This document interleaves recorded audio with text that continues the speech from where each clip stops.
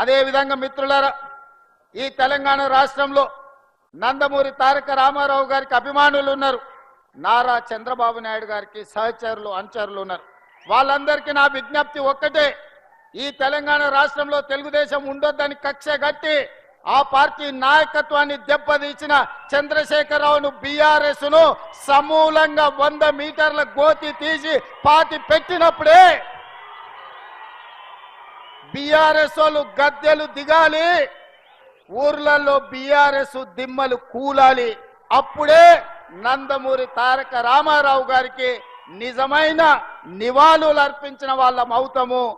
ఆ విధంగా మనము ముందుకు వెళ్లాల్సిన అవసరం ఉన్నది. బీఆర్ఎస్ ను బొంద పెట్టాల్సిన బాధ్యత మన అందరి మీద ఉన్నది మిత్రులారా. అయినా ఎన్టీఆర్ గురించి నువ్వు మాట్లాడుతున్నావు. అసలు ఎన్టీఆర్ గారు ఆ పార్టీ ఎప్పుడు పుట్టిందండి? రాహుల్ గాంధీ మన ముఖ్యమంత్రి రాజీవ్ గాంధీ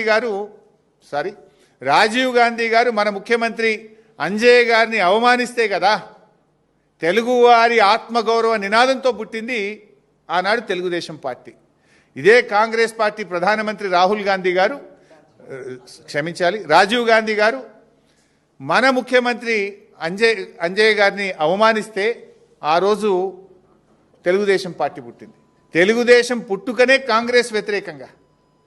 ఎన్టీఆర్ గారు ఆనాడు కాంగ్రెస్ పార్టీకి వ్యతిరేకంగా జాతీయ స్థాయిలో నేషనల్ ఫ్రంట్ నెలకొల్పిండు కదా. కాంగ్రెస్ భూస్థాపితమే నా లక్ష్యమని ఎన్టీఆర్ గారు ప్రతినబూనిండు కదా. నిజంగా కాంగ్రెస్ భూస్థాపితమైతే ఎన్టీఆర్ గారి ఆత్మశాంతి చేకూరుతుంది. నీకు అంత ప్రేమ ఉంటే పోయి తెలుగుదేశంలో ఉండను, ఎందుకు కాంగ్రెస్లోకి వచ్చినావు?